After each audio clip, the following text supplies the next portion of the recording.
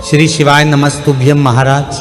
आप सभी लोग जानते हैं कि नवंबर के महीने में उत्पन्ना एकादशी पड़ती है, यानी कि मार्गशीर्ष या अगहन के महीने की कृष्ण पक्ष की एकादशी जो होती है वह बहुत ही विशेष होती है, क्योंकि इसी एकादशी से एकादशी व्रत की शुरुआत हुई थी और इसी दिन से कोई भी व्यक्ति एकादशी व्रत की शुरुआत भी कर सकता है। बहुत अच्छा माना जाता है। महाराज, अब हम जानते हैं इस बार उत्पन्ना एकादशी कब है, इसका आपको व्रत कब रखना है और पारण किस दिन करना है और पारण का शुभ मुहूर्त क्या है।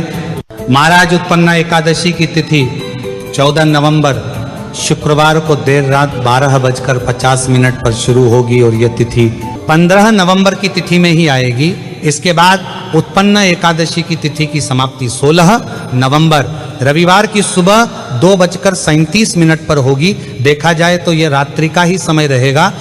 ऐसे में इस बार उत्पन्ना एकादशी का व्रत 15 नवंबर 2025 सिर्फ एक ही दिन रहेगा और इसी दिन इस एकादशी का व्रत अभी रखा जाएगा। इसके एक दिन पहले 14 नवंबर 2025 को दशमी तिथि के नियमों का पालन किया जाएगा।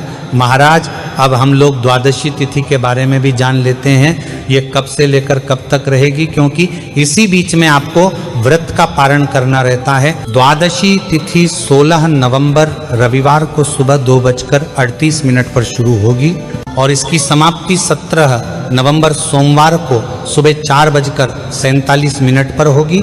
इस हिसाब से द्वादशी तिथि 16 नवंबर रविवार के दिन मानी जाएगी। द्वादशी तिथि की शुरुआत होते ही हरिवासर का समय भी शुरू हो जाता है और इस समय व्रत नहीं खोला जाता है। महाराज, द्वादशी तिथि यानी कि 16 नवंबर 2025 रविवार के दिन हरिवासर का समय सुबह 7:10 पर समाप्त होगा और इसके बाद ही व्रत खोला जाएगा।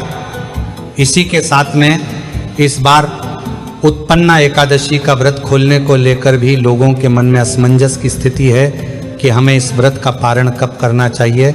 अगर आप लोग इस व्रत का पारण सुबह कर रहे हैं तो आपको 16 नवंबर को सुबह 7:15 से लेकर सुबह 8:45 के बीच में आप अपने व्रत को खोल सकते हैं। अन्यथा फिर इसके बाद में व्रत पारण करने का समय दोपहर को 1:10 से शुरू होकर दोपहर 3:18 के बीच में व्रत खोला जा सकता है।